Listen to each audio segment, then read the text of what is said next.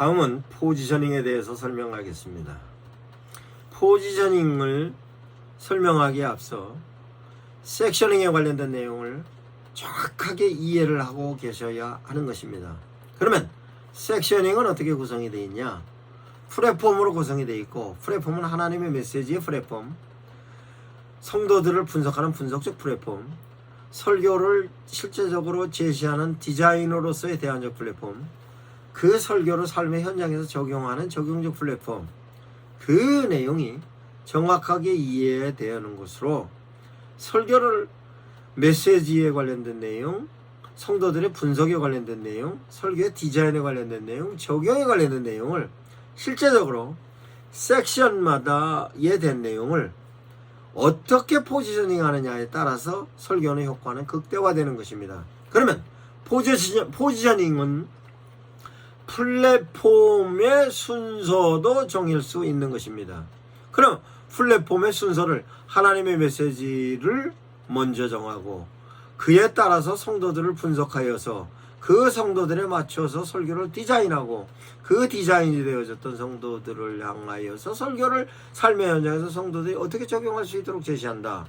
이런 순서로도 설교를 할 수 있지만 성도들을 분석을 먼저 하여 그 분석에 따라 하나님의 메시지를 채택하고 그 채택되어졌던 그 내용을 디자인을 하여서 삶에 적용할 수 있게도 하는 것입니다. 이 내용을 플랫폼을 포지셔닝하는 것입니다.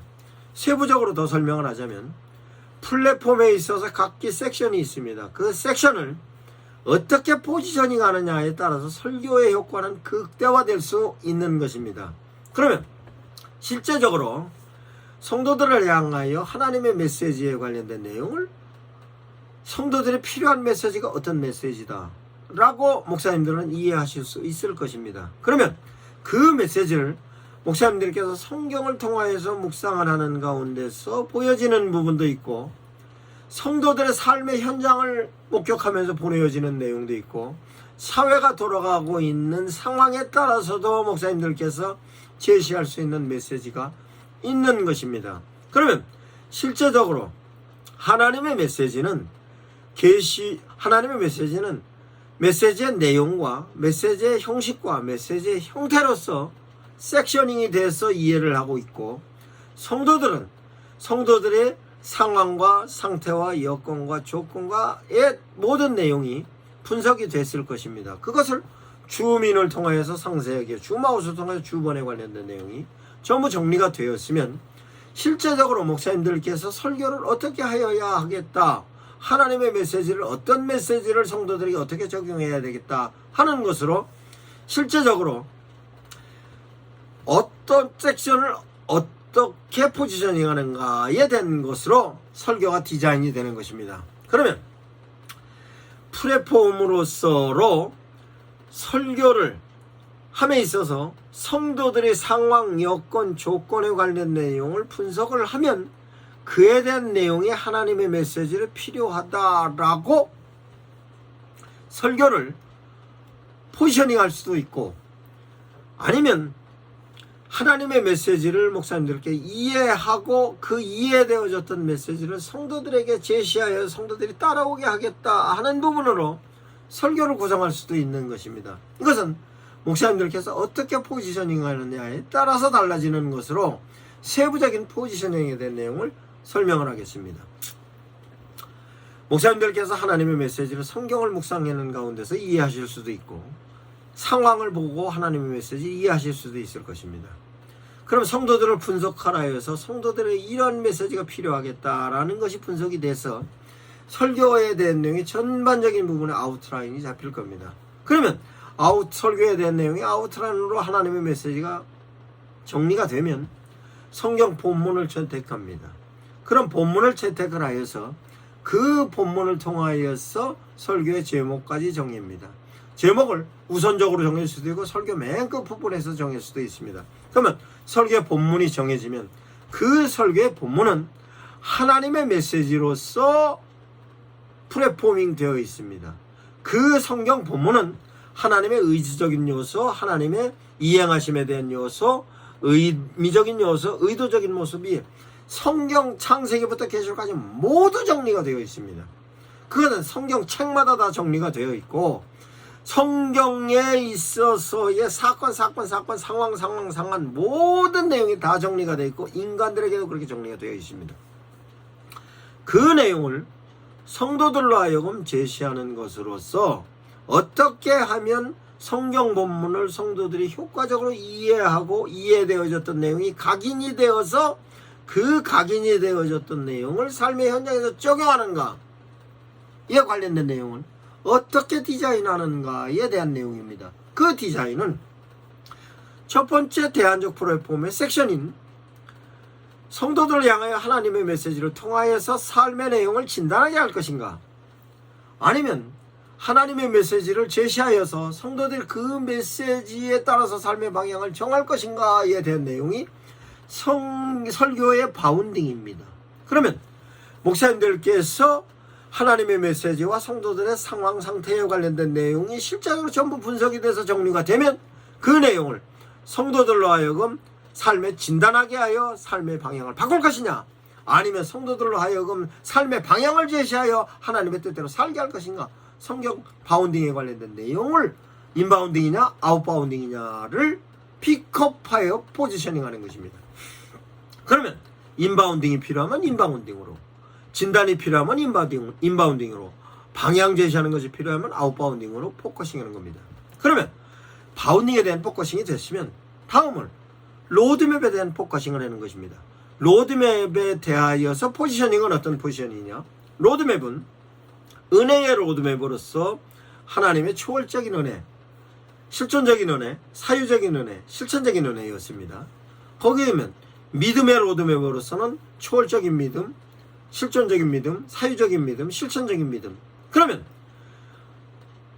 바운딩에 따라서 진단의 때에는 그 진단에 대한 내용을 로드맵에서 로드맵의 은혜의 방향으로 갈 것인가, 진단의 방향으로, 믿음의 방향으로 가. 그러면 진단과 믿음에 관련된 내용으로서로 로드매핑을 하는 것이죠. 그럼 로드매핑을 통하여서 실제적으로 로드매핑이 형성이 되면 그 로드맵에 의해서 픽업되어진 은혜로서 픽업되어진 파트, 믿음으로서 픽업되어진 내용, 이 내용을 조합하면 프레임이 되는 것입니다. 그러면 로드맵에 있어서 초월적인 은혜와 실존적인 은혜를, 믿음에 있어서는 사유적인 믿음과 실천적인 믿음으로 조합하면 이와 같은 내용으로 프레임이 짜지는 것이고, 아니면 사유적인 은혜와 실천적인 은혜를 초월적인 믿음과 실존적인 믿음과 조합하면 그와 같은 내용으로 프레임이 짜지는 것입니다. 그러면 실제적으로 성도들을 하여금 필요한 부분이 뭐였다? 바운딩이 되었고, 바운딩이 되어졌던 걸 로드맵을 통하여 프레임까지 짰으면 그에 따르는 그 구성에 대한 내용은 목사님께서 의도하고 계시는 데 된 내용으로서 정리가 됐습니다. 그러면 그 의도하심에 대한 내용을 세부적으로 패턴으로 정리해 보는 것입니다. 그러면 패턴에 있어서는 첫 번째 패턴은 목적에 따른 패턴입니다. 그럼 목적에 따른 패턴이면 결단을 목적으로 할 거냐, 변화를 목적으로 할 거냐, 유지를 목적으로 할 거냐, 성장을 목적으로 할 거냐. 그러면 앞에 바운딩으로 정했습니다. 진단이었다. 진단이었으면 진단을 가지고 로드매핑과 함께 프레임까지 짜졌는데 그 프레임을 결단을 목적으로 할 것이냐, 그럼 결단을 하기 위해서는 설교의 결단에 관련된 요소는 어떻게 패턴을 붙일 것이냐, 변화면 변화에 대한 내용을 어떻게 붙일 것이냐, 유지면 유지에 대한 내용을 어떻게 붙일 것이냐, 성장이면 성장에 대한 내용을 어떻게 붙일 것이냐, 이것을 실제적으로 패턴에 있어서 어떤 것을 픽업을 하느냐에 따라서 설교에 있어서의 목적적 패턴을 통해서 설교의 효과를 높이는 것입니다. 그러면 설교의 목적적 패턴까지 정리를 했습니다. 포지셔닝 했어요. 그러면 이와 같은 데 대한 내용이 전체적으로 정리가 되어졌으면 이 설교를 어떤 전달 방식으로 선포를 해야 하는 것인가에 대한 내용입니다. 그러면 선포의 방식은 진단이면 진단하는 데 있어서의 선포 방식은 어떤 방식이 가장 효율적인가? 예언자적 선포 방식은 성도들의 삶에 대한 내용을, 현재 삶을 진단해서 앞으로의 내용을 제시를 하는 것이므로 이건 예언자적 방식이구나. 아니면 설교에 있어서 바운딩으로 하나님의 메시지를 제시하여서 성도들이 따라가게 하는 것이면 이거는 선지자적 방식이구나. 아니면 하나님의 메시지에 대한 내용을 성도들로 하여금 교육을 해서 그 교육을 통하여서로 성도들이 점차적으로 갖고 있는 신앙적인 부분을 성장을 시켜야 되겠다라고 하면 교육자적 방식이 되는 것입니다. 아니면 성도들을 하나님의 메시지로 실제적으로 분석을 해보니 성도들로 하여금 반드시 지금 현재 너무 어렵기 때문에 그네들을 향하여 위로를 해야 되겠다라고 하면 위로의 목적으로서로 제사장적인 설교로 가는 것입니다. 그러면 실제적으로 이와 같은 데 된 내용을 설교 본문으로 형성을 했던, 아니면 그 설교에 관련된 내용으로 정리를 했던 설교 유형을 어떻게 하는 것이냐에 되는 것입니다. 그러면 본문 설교로 하시든 제목 설교로 하시든 인물 설교로 하시든 사건 상황 설교로 하시든 본문을 채택했을 때 이미 정해졌을 것입니다. 그러면 그와 같은 부분에 있어서의 제목까지도 설교의 유형까지도 포지셔닝이 됐으면 다음은 내용으로입니다. 그러면 바운딩에 의해서 로드매핑과 프레임까지 구성하여 패턴으로서의 목적적인 패턴과 유형의 패턴과 전달 방식의 패턴을 성도들을 향하여 제시할 때 그 제시되어졌던 내용을 감동으로서로 설교를 할 것인가, 설득적으로 설교를 할 것인가, 선동적으로 설교를 할 것인가, 아니면 교육적으로 설교를 할 것인가, 이와 같은 패턴을 픽어핑해서 전체적인 내용으로서로 포지셔닝 해놓은 것입니다. 그와 같은 포지셔닝을 하여야 성도들이 성도로서 자기들이 살아가는 삶에 대한 내용이 설교로서 정확하게 성도들에게 제시되는 것입니다. 그 제시되면 성도로서의 삶의 방향을 잡고 그 교회 구성원으로서의 교회 색깔에 따르는 성도들로서 아비투스를 형성을 하여 교회 내부에서 역할을 하게 하고 교회 외부로서는 전도로서로 양육과 전도로 이어가는 것으로서 포지셔닝의 효과를 극대화하는 것입니다. 이와 같은 데 대한 내용을 성도들로 하여금 목사님의 설교는 양육과 전도의 워케이션 자료가 되는 것으로서 전체적인 부분에 분석을 하여 필요한 부분은 다시 피드백으로서 설교를 완성하는 것이 포지셔닝의 설교의 내용입니다.